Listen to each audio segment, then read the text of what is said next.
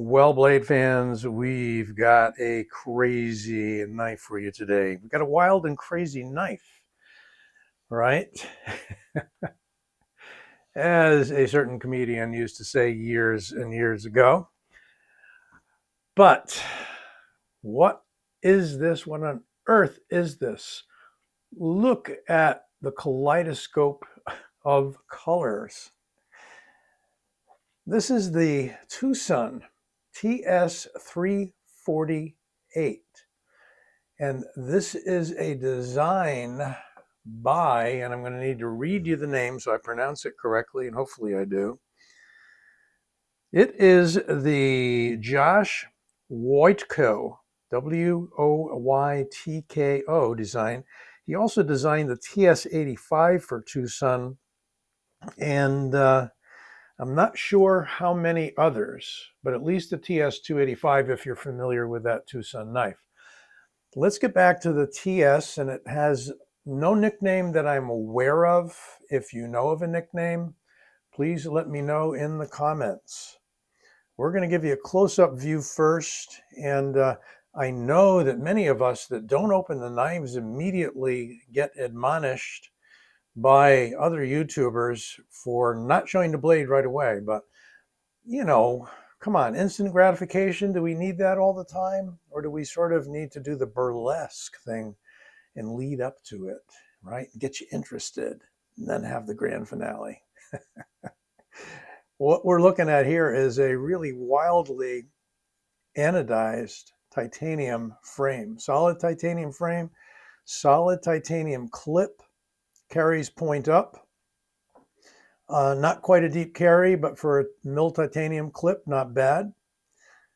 And you can see we've got a big old bow going on in the blade there, and it's going to be a back flipper. This side is even crazier than that side because they interjected a piece of coral. Yes, I'm going to call it coral red micarta, and you can actually feel the texture here. It's got a little bit of roughness to it, but it's smooth here. And it seems to rise just a little bit above the titanium. You know, for about $110, $120 knife, whatever the retail is on this at White Mountain, that's not bad. And of course, you can get 10% off if you use my discount code, Old Sword. Now, let me tell you something before we open it. It's a big knife. This is going to open up and be 9 inches overall with almost a 4-inch blade. Now, let me see how far back we can get here. One thing I found out is this is not an easy opener because you tend to put your palm over that because of the way they handle in the blade curve. So you got to sort of stand it up this way and flip it from underneath, and then you're sure not to whack your hand with the back of the blade. And hopefully it's just the back of the blade. So are you ready? Drum roll, please. Oh, look at that sickle. That is crazy. I mean, this is an Elvia knife. I'm calling it an Elvia knife on steroids. Yeah, it's a Pakal knife. We'll talk about that a little bit later on. Pakal simply means that you hold the blade point down and usually edge in, sometimes edge out. But it is first of all, a wickedly sharp D2 blade. Yep, it's D2. So many of the new knives by TwoSun are D2. And there's Josh's signature and TS348 underneath. And we've got MMXVII, so Roman numerals 4. You tell me, because my brain's not working enough right now to give you the year. That it's probably the year that he designed it in. And I'm sure you'll tell me, you guys, right? Yeah, I can figure it out. It just takes me a second or two. But right now, my focus is kind of on the knife. Beautiful rainbow splotched. I mean, it's a great titanium job. It's like a custom anodizing. It's like a custom anodizing job. We've seen the progression of Elvia style Pikal knives, if that's really a thing, because Pical belongs to the Filipino dialect, talks about any knife you hold with the point down, edge in usually. At least the Piccati Tertius style that I studied, we hold the edge in preferably. If it's double edge, you got in and out. But they keep raising the point on these guys like all the time. And the ones I've seen out on Instagram, there are a few folders. Of course, Emerson makes an Elvia folder. It does not stand up that high. And maybe there's a limit, but it does work, because what you want is that claw to be poised to go forward and then in and then rip. It's a semicircular action, okay? And I'm going to show you some other knives that do the same thing. They're all fixed blades though. This is my only folder with this radical, a lift, if you want to call it that, of the point. And it is big. So let's talk a little bit about sizes. Let's see how we're going to measure it. If I go across the diagonal, it's actually, it looks like it's going to be bigger. It's 9 1/4, right? If we go like that. And if we go there, it's like, it's not 3 something, it's like 4 1/4 to the handle.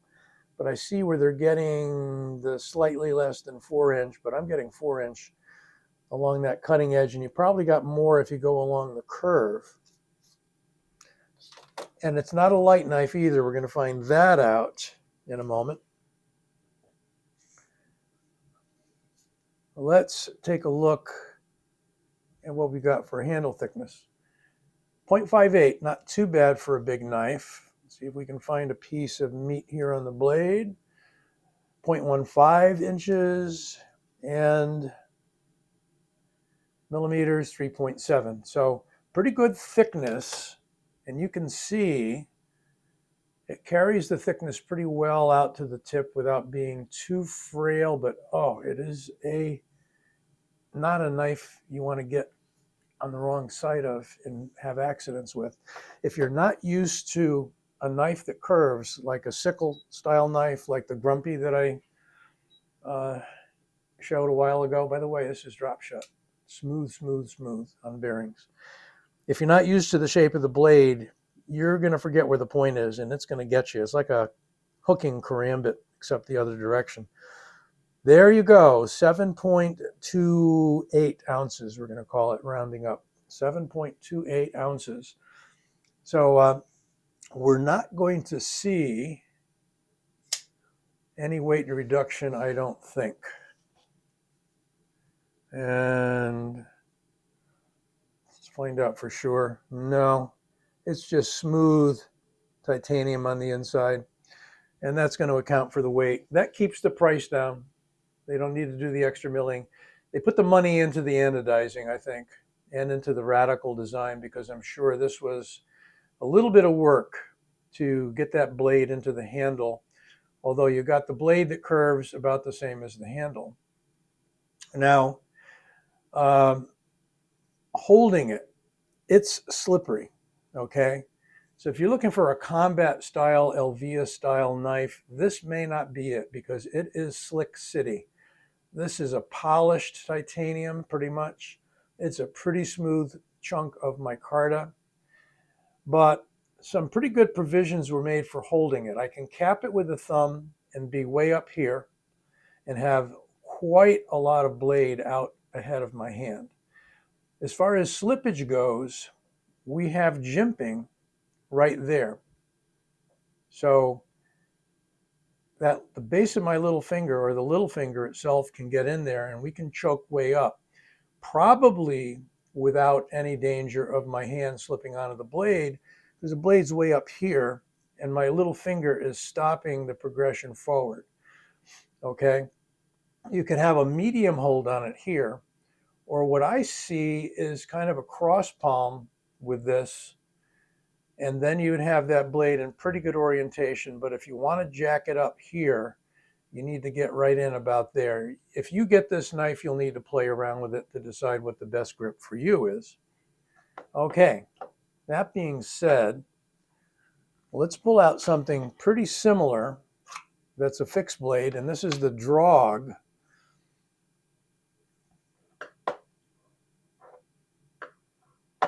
And the drog, okay, the drog is from Rib Splitter Knives. And since it's my only rib splitter knife, that's probably why I couldn't remember the name. But even this one that I thought had a pretty raised point, this one angles so much more radically upward. And this is a fixed blade, as I say, really nice knife. Apologies for forgetting the maker's name, but it is a custom. He does drops on Instagram all the time. And if you look up Rib Splitter, you will find him. And apologies again to the owner of Rib Splitter. But you can see I can hold that this way in case you want to do your angled thrusts and rips as we do in Filipino Kali. You can do the same thing here. Okay. Is it really comfortable holding it this way? No, because the curve's going the wrong way. That curve wants to rest into your fingers. So again, you could choke up and use that jimping as a stop, and you could do the same thing, right? Come in on what we call the 9 and the 8 angles in Kali. All right, I'm gonna put that there, put the drog aside, and here's something that's a little more conventional, actually. This is Blackrock Knives, Ken Vihikite, and this is his Pikal knife. And he calls this the Virus. You can see the Virus logo there. And this has a pretty high raised point, yet shorter and a fixed blade. But look at that. I think if we kind of vaguely look at them, they're close to the same angle raised, more so here on the 348. Crazy stuff. I mean, these are not going to be your EDC knives. Sorry, folks, but probably not. And this may not even be a carryable knife for defense purposes. Again, simply because the handle is slippery. Here is a Dirk Pinkerton knife. This is his Smilodon. I've been told that's Smilodon, so we're going to call it Smilodon because that's easy to remember. The tiger's smiling at you before he eats you.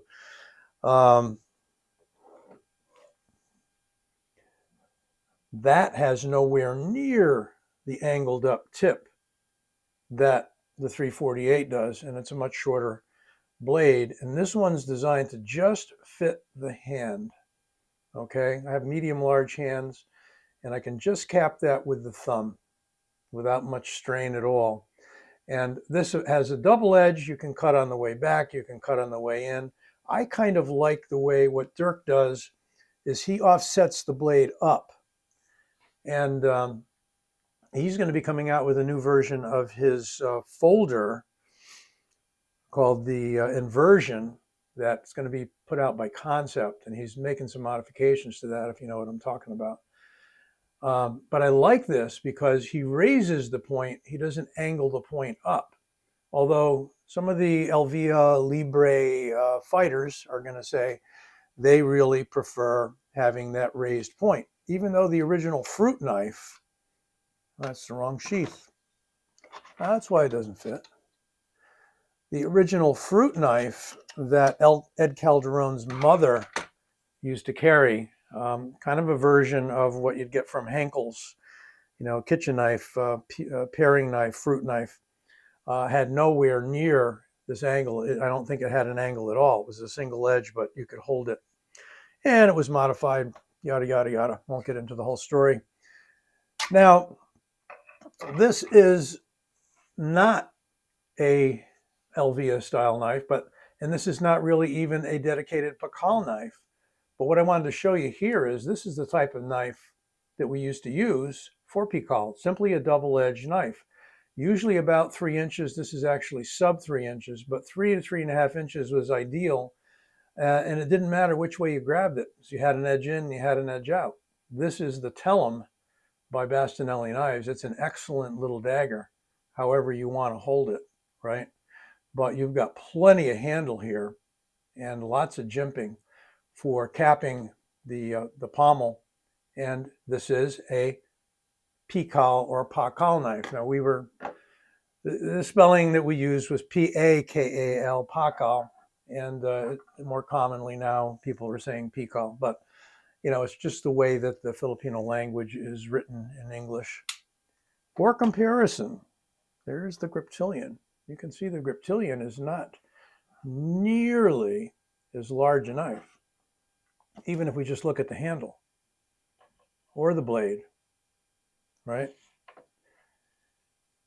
So a very cool knife. I like it for the aesthetics. I like it for the beautiful color.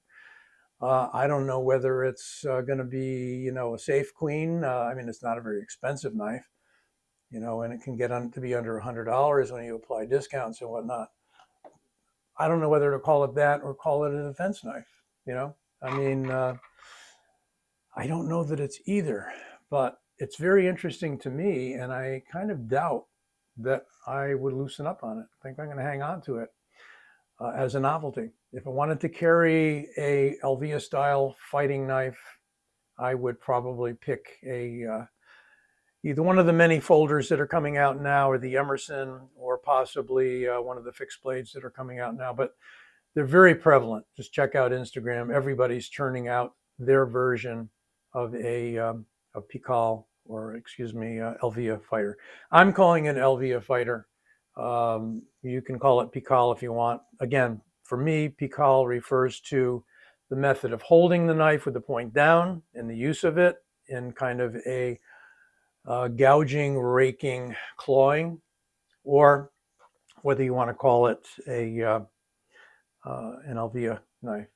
Anyway, you pick it. It's an interesting knife. And again, I'd like to learn more about the maker, Josh Woytko. And Josh, if you get to see this video, let us know something about yourself. Haven't found a bio on you. Okay, guy. Take care. Be well. Don't forget to give this vid a like and subscribe. I'll be back with you soon.